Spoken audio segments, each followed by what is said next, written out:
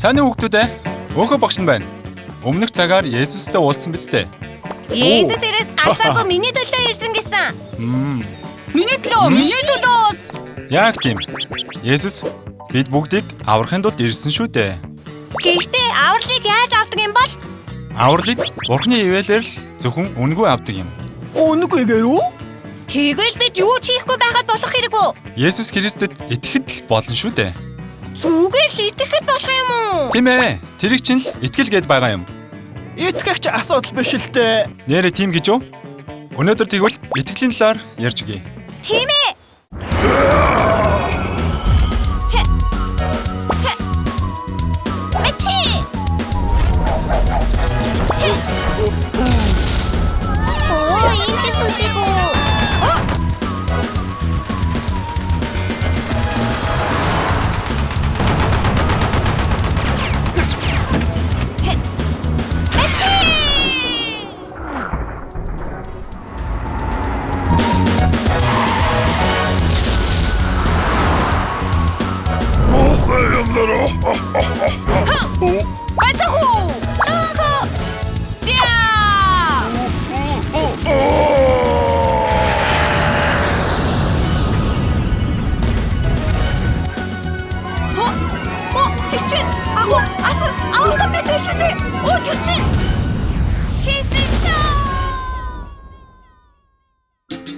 Есүс Самарын сухар хотын эмэгтэйтэй уулзсны дараа Галилийн Кана хот руу явсан.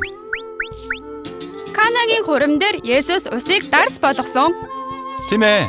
Кана бол Есүс эзэн анхны гамшигаа хийсэн газар шүү дээ. Тэгээд тэр газарт Капернаумд хааны нэгэн түшмэл Есүсийг хайж ирсэн. Есүс ээ. Капернаумаас Кана хүртэл нэг бүтэн өдрийн зайтай. Тэр Есүсийг харахыг хүссэн бололтой. Есүс ээ. Таны үлдсэн гайхамшигыг би харсан. Манай гэрт очиод хүүг минь идгээж өгөөч. Миний хүү үхлийн гэрмэгтэр байна. Та нар тэмдэг болон гайхамшигуудыг үзэхгүй бол өөр итгэхгүй юм. Үгүй. Яв. Хүүчин амьд байна. Очилгүй үгээрэй гэж үү? Тэр үгэнд яаж итгэх юм бэ? Хүүхдээ нүх гэж байхад Есүсийн үгэнд итгэж чадсан гэж үү? Тийм ээ. Үгэнд итгэж бай. Түшмэл Есүсийн хэлсэн үгэнд итгээд бүтэн өдрийн зайтай гэр рүүгээ явсан. Гэтэл түшмэлийн зарснаар түүний рүү гүйн ирж Эзэндээ. Ямар нэг юм болсон уу? Арай.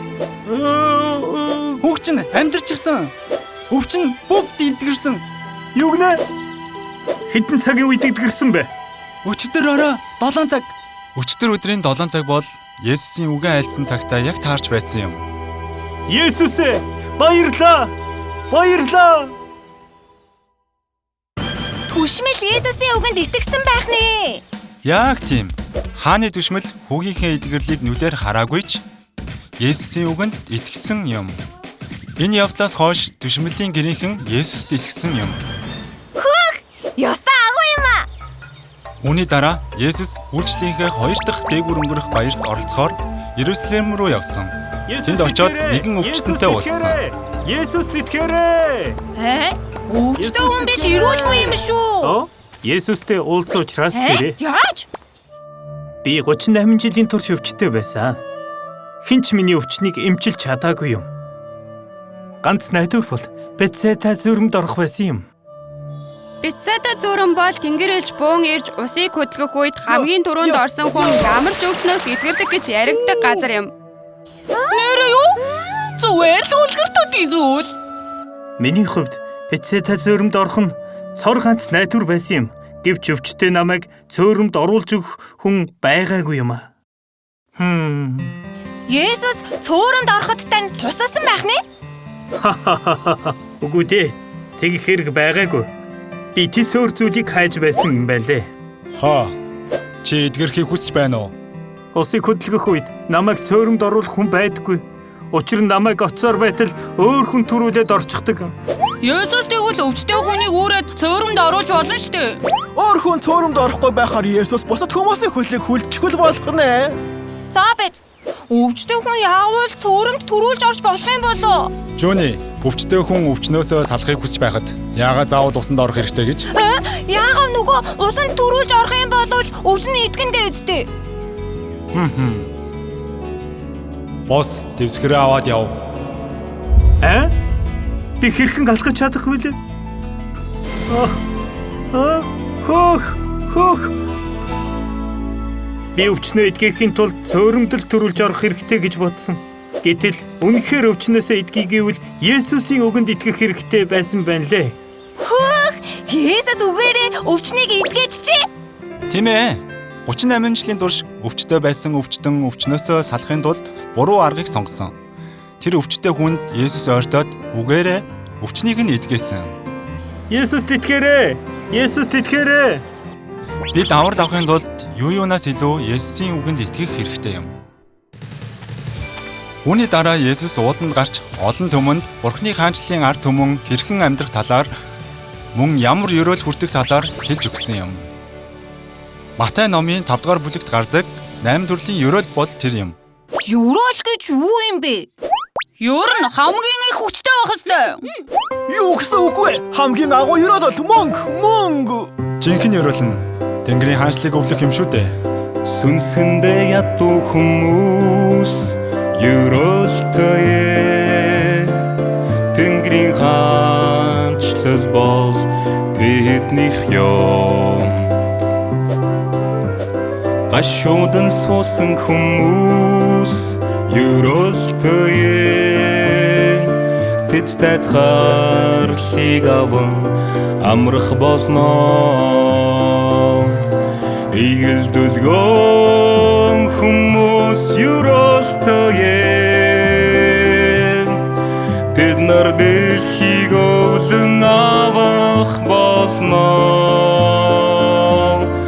Зүвд байлын төлөө өлсөж цангагч хүмүүс ёроолтой тэд нар цаатгагдах болно. Энэрэнгүй сэтгэлд хүмүүс ёроолтой тэд өршөөл инэрлийг хүртэх болно. Зүрхэндээ ариун хүмүүс ёроолтой тэд Бурхныг заавал харах болно.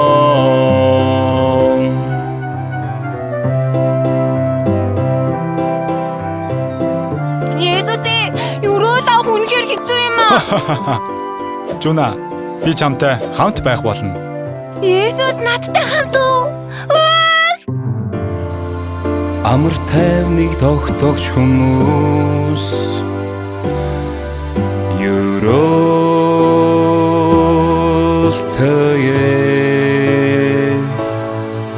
тэд Бурхны охид хөвгүүд гэж сонгогдсон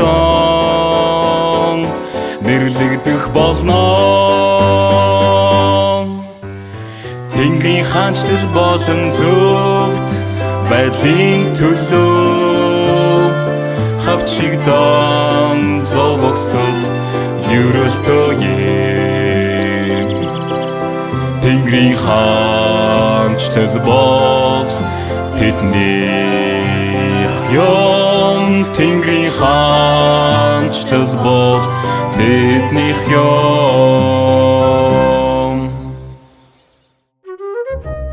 Есүс Парисай Симоны гэрт өргөцсөн юм.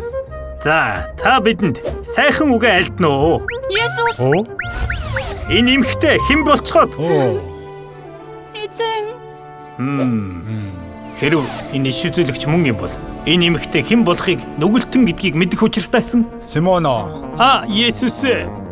нэгэн хүнд 50 динарын үртэй, мөн 500 динарын үртэй хүн байжээ. Тэд хоёулаа төлөх чадваргүй тул тэр тэдний өрийг нь цайруулжээ. ёстой оттой мó.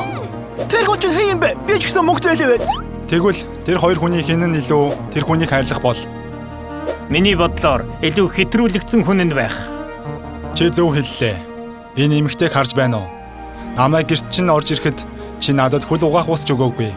Энэ эмэгтэй нулимсаараа хөлийг минь оргоод үсээрээ арчлаа. Чи намайг үнсээгүй.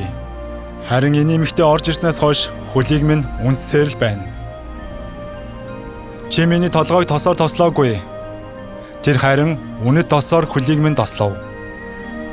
Эмэгтэй, Эзэн, итгэл чинь чамайг аварлаа. Амар тайван явдаа. эзэнтэй. Есүс бол бид бүгдийн гэм нүглийг өршөөхийн тулд ирсэн юм. Гэмтэн гинэ? Би өөр хүн шүү. Гэм нүгэлтэй эмэгтэй Есүстэй уулзаад аврагдсан юм. Хаварлан Есүст итгэх юм байна шүү дээ. Тийм ээ. Хааны дүшмэл шиг итгэл нь харагдахгүй байх хэрэгтэй. Мөн 38 жил өвчтөй байсан хүн шиг юунаас илүү Есүсийн үгэнд итгэх хэрэгтэй. Есүс тийм итгэлтэй хүмүүст ерөөлөө өгнө гэж айлтсан юм. Одооноос би Есүст улам илүү итгэнэ. Жинхэнэ ерөөл нь Тэнгэрийн хаанчлыг өвлөх юм шүү дээ. Сүнсэндээ ядуу хүмүүс ерөөлтөе. Тэнгэрийн хаанчлал бол тэднийх юм. Гашуудан суусан хүмүүс ерөөлтөе. Тэд тайлхарлыг аван амрах болно. Игэл дүлгөн хүмүүс ерөөлтөе. Тэд нар дэлхийг өвлөн авах болно. Зүвт байлын төлөө өлсөж цангагч хүмүүс ерөөлтөе. Тэд нар цаатгагдах болно. Энэрэнгүй сэтгэлд хүмүүс ерөөлтөе. Тэд өршөөл инэрлийг хүртэх болно. Зүрхэндээ ариун хүмүүс ерөөлтөе. Тэд Бурхныг заавал харах болно.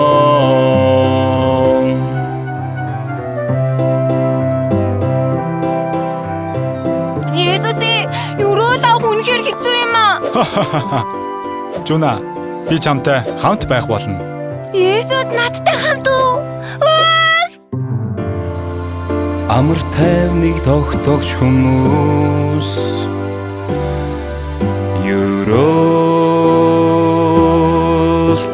ерөөлтөе. Тэд Бурхны охид хөвгүүд гид сонгогдсон нэрлэгдэх болно.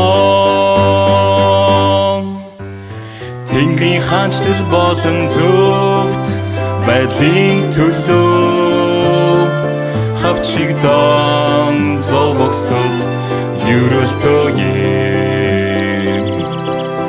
Тэнгэрийн хаанчлал бол тэднийх юм. Тэнгэрийн хаанчлал бол тэднийх юм. Библийн ишлэл цээжлэх цаг.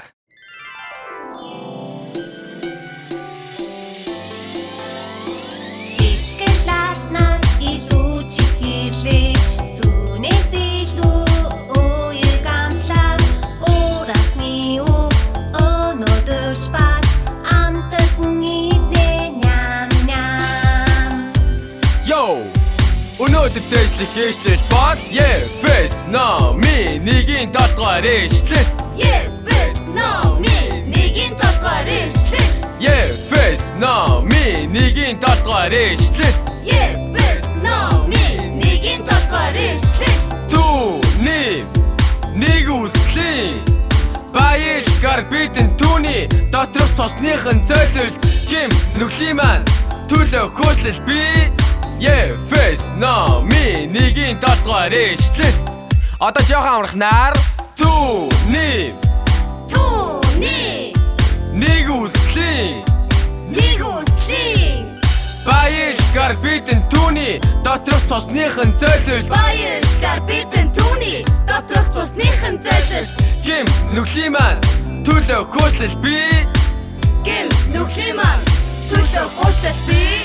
Түүний нэг үслийн бидэн түүний доторх цосныхын зөөлөлт гим нүглийн маань төлөө хөөцлөл би Ефес номын 1-ийн 7 дугаар ишлэл Түүний нэг үслийн баярлалаар бидэн түүний доторх цусныхын зөөлөл гим нүглийн маань төлөө хөөцлөл би Ефес номын 1-ийн 7 дугаар ишлэл Түүний нэг үслийн баярлалаар бидэн түүний доторх цусныхын зөөлөл гим нүглийн маань төлөө хөөцлөл би Ефес номын 1-ийн 7 дугаар ишлэл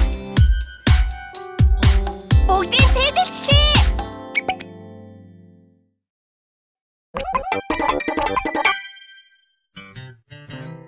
Хайртай хүүхдүүдээ, Галил хааны түшмэл нэгэн хүн амьдардаг байжээ. Тэр түшмэл үнэхээр хайрладаг ганц хүүтэй байв. Гэтэл хүн маш хүнд өвчин тусаад би өхлөөт хэвтэрт оржээ. Аав нь хүүгийнхээ энэ өвчнийг эдгэж өгөхийг чин сэтгэлээсээ хүсжээ. Тэгээд аав нь алдартай эмчийг дуудав. Гэвч мөнөөх мундаг эмч бас толгой сэгсрэн ийхүү хэлв. Энэ өвчин үнэхээр хүнд өвчин тул эдгэх ямар ч арга байхгүй. Эмчлэх эмч байхгүй, өөр ямар ч арга байхгүй. Аав нь сэтгэл үнэхээр их шаналсан. Харин ойролцоох тосгонд Есүс золчлон ирсэн гэсэн мэдээг сонсжээ. Энэ мэдээг сонссон даруйда хааны түшмэл Есүс рүү хар хурдаараа гүйж очиод түнд ингэж хэлв. Есүс ээ, надад хайртай ганц хүү бий. Гэхдээ энэ хүн маань эдгэшгүй хүнд өвчин туссан билээ. Есүс ээ, та манай гэрт ирээд миний хүүг эмчилж эдгэж өгөөч. Химэн чин сэтгэлээсээ хичээнгүлэн гуйжээ. Гэтэл Есүс маш хачирхалтай хариу хэлж гин. Хүмүүс та нар хэрэв гэдэг гайхамшгүүдийг үзэхгүй л бол юр итгэхгүй гэж айлдав. Үүнийг сонссон түшмэл огтхон ч эргэлзэлгүйгээр илүү ихээр хүсэмжлэн ийн гуйж гин. Есүс ээ, хүүхдийг минь хүхээс өмнө ирээч гэлээ. Харин Есүс хүлээж байсан гэлтэй. Яв, чиний хүү амьд байна гэж хэлв. Гайхамшигтай нь Есүсийн энэ үгийг сонссон хааны түшмэл ингэж хэлв. Есүс ээ, танд баярлалаа. Есүс та айлтсан тул хүүгийн минь өвчин бүрэн эдгэрсэн гэдэгт итгэж байна.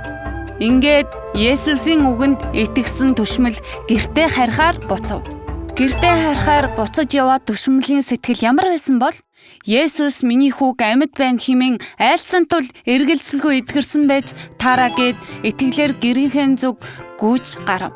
Гэтэл тэр үед тэр тэртээс эзэнтэн хэмээн хүмүүс гүйж ирж яваа харагдав. Тэр хүмүүс түшмэлийн боолууд байлаа. Эзэнтэн, таны хүү бүрэн итгэсэн. Халуун нь буусан. Түшмэл хүүгийн айл цагт сайжирч эхэлснийг тэднээс асуудал. Өчигдөр 7 дугаар цагт түүний халуун бүрэн буусан гэв. Тэр цаг бол гарцаагүй Есүс чиний хүү амьд байна хэмээн хэлсэн тэр цаг мөн байв. Түшмэл эдгэрч амьд байгаа хүү рүүгээ гүн хурч очиод ингэж хэлв. Хүү минь, чиний өвчнийг Есүс эдгэж өгсөн шүү. Аав хүү хоёр нулимс тослуулан Есүсээ, танд баярлалаа. Есүсээ, танд хайртай шүү хэмээн талархал болон магтаалыг өргөжээ. Үүнээс хойш түшмэл болон түүний гэр бүл Есүст итгэн хүндэтгэл мөргөл өргөдөг айл болов.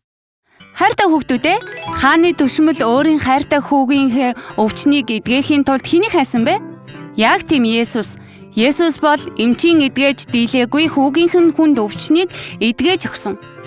Гэхдээ Есүс өөрөө төрүүлээд түшмэлийн гэрийг зорьж очсон уу? Тэр өвчтэй хүүгийн биеийн дээр гараа тавин залбираад эдгээсэн мөлөө? Үгүй ээ. Тэгээгүй шүү дээ. Есүс зөвхөн үгээ айлдаад хүүгийг эдгэж өгсөн. Энэ хааны түшмэл Есүсийн үгэнд итгэсэн учраас юм.